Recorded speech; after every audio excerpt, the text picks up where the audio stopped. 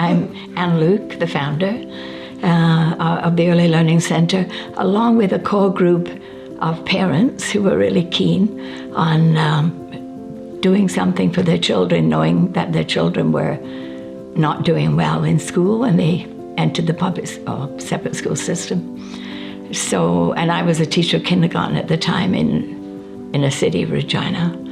And it bothered me a lot that there was such a gap. You know, if you were wealthy, you could afford to send your child to a Montessori program or preschool program. If you were working, you could access daycare services. But for mums who were caught between the cracks of those situations, there was nothing for their children. So that was kind of the reason, was to fill a gap, but not just to fill a gap with same old, but to do it differently and bring a new vision to what early childhood education could look like in the inner city in Regina. And one of the other things that I noticed was the racism, basically, that existed. It was patently obvious. And I thought, you know, it's true. I've been in Canada for 8 years when we started, and I had never been served by an Indigenous person in a store or a bank.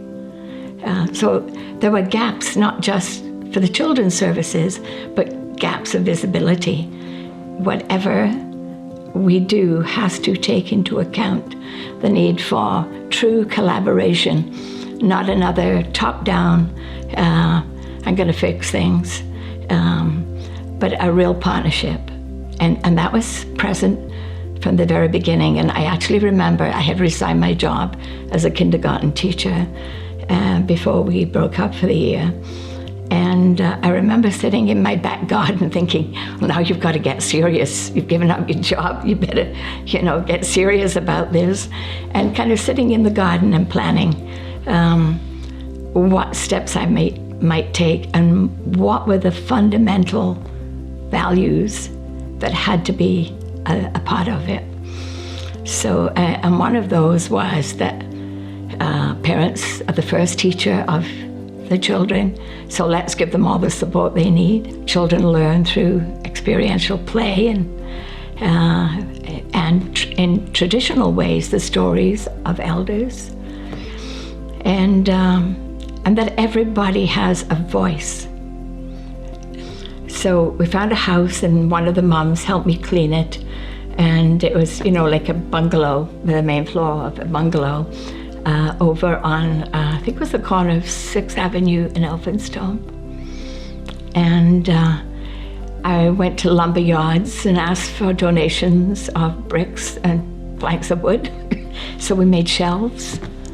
And then we had some little workshops. And, in my teacher style, I have like this big chart, what we're going to make, what the children will learn.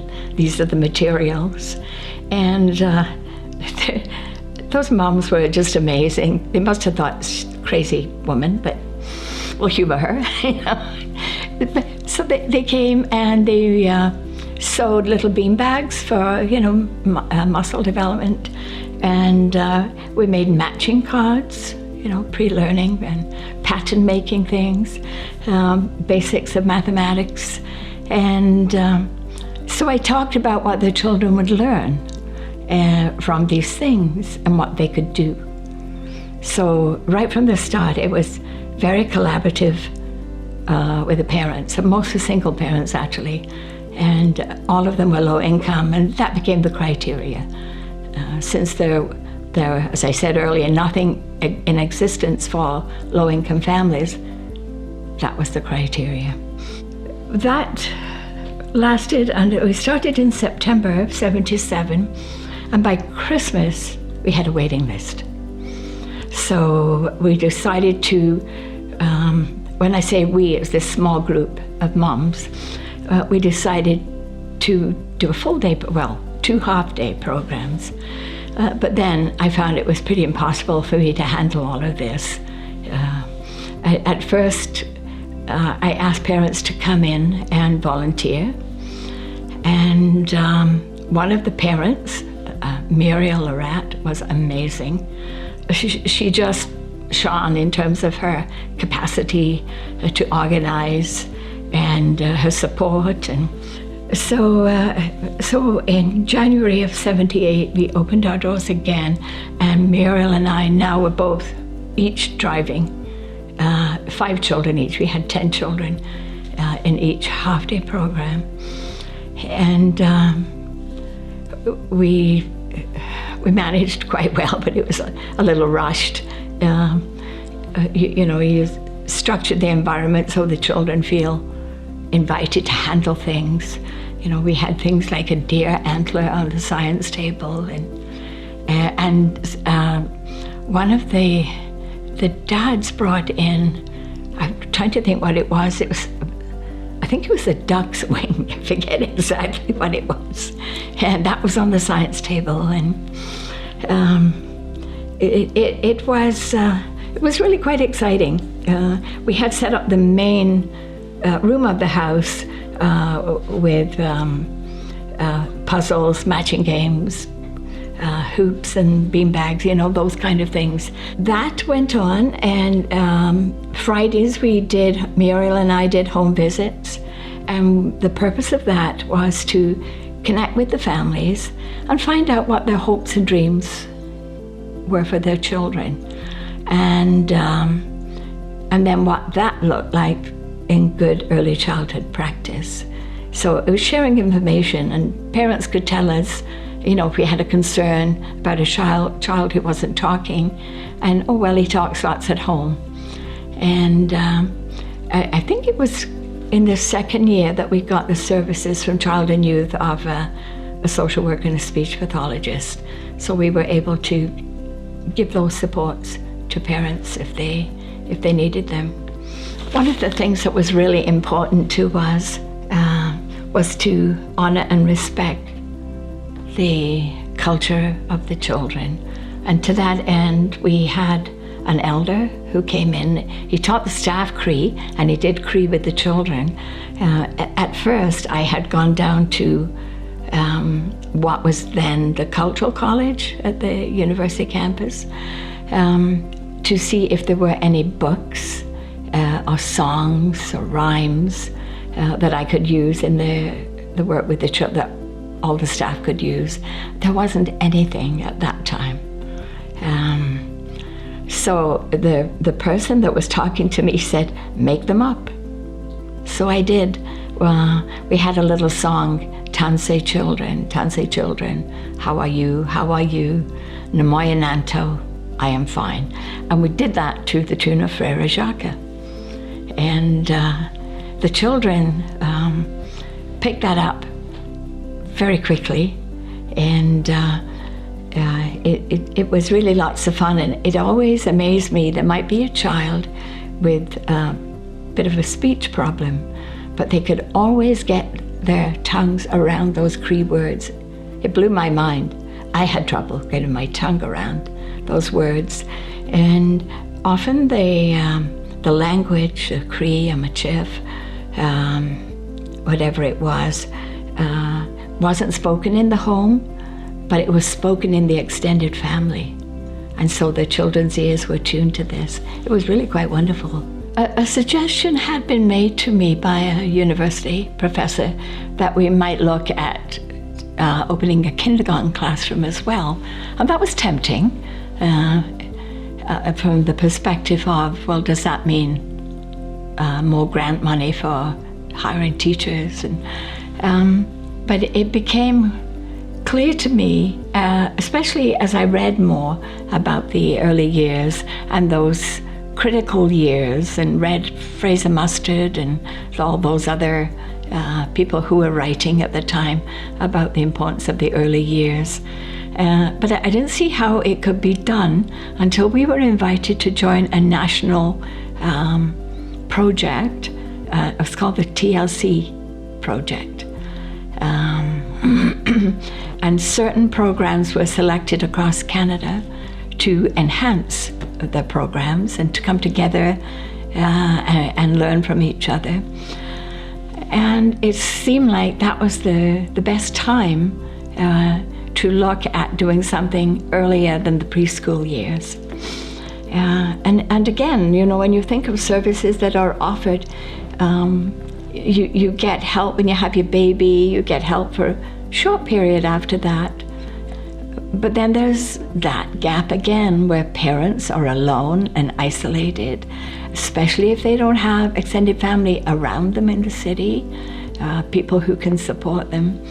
So we were able, through that TLC project, acquire enough money to train some staff in the Parents as Teachers program, which operates from pre-birth actually to 3.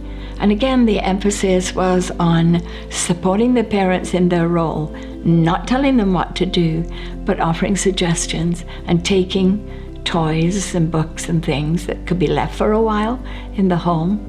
I think one of the most exciting things that I recall about some of the things that were done with the parents was the literacy programs. We really, really wanted parents to have the experience of reading successfully to their children. And very often, they might have a book with lots of language and not really suitable for early years.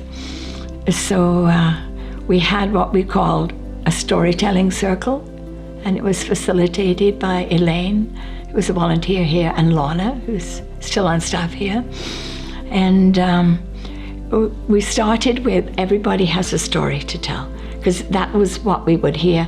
Oh, I don't have a story, or I can't read to my children, they get bored or whatever. So we started off at square one, everyone has a story to tell. And in that storytelling circle, people were encouraged to tell their stories.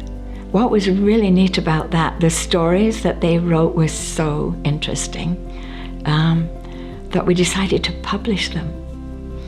And I think there were a set of 7 books, 6 or 7 books. And, simple stories that could be read to the children. And so they were very moving as well. We had trouble finding someone to publish them, but we finally did. The Saskatoon Cultural College published them. And those who didn't want to illustrate their own, we had a person on staff, Cheryl Dieter, who was a great artist, and she also did the illustrations for some of them. We won an award. We won a national award for that. So it was kind of a highlight along the way, and it opened up again a place where parents could tell their story and frame it in such a way so they could tell it to their children. If we don't pay attention to everybody in the community, some will slide through the cracks. And yet we know from the research that has been done that if children get a good, solid experience, a respectful, creative experience in their early years, they'll do much better. They'll be better at making good decisions because they will have learned to make good choices, even if it's only whether you're going to use red and blue blocks or yellow and green blocks. They're making choices. We weren't educating children just to go to kindergarten and on, but they were learning life lessons, like making choices, being aware of our relationship with nature. We did a lot of going out and observing the environment and collecting leaves and representing their ideas in art and paint and clay and collage. One of the things, though, that I didn't mention when I talked about staff being collaborative, one of the ground rules, for want of a better term, is that we always try to have a person. We had a qualified teacher in each classroom and a teaching assistant, and that person had to be from the community served, if possible. And the relationship between the teacher and the assistant teacher was expected to be as respectful and as validating as the relationship with the families of the children. So it took a lot of work. It does take a lot of work for two adults to work as a team in a classroom. But it was really important for children to see role models. But I saw my responsibility was not just to seek and acquire funding for the programs, which had proven to be successful in various studies, but also to bring what we were doing, the ideas, the values, the philosophy of what we were doing to the wider community. But I believe that we had to be actively involved in educating the community about the issues.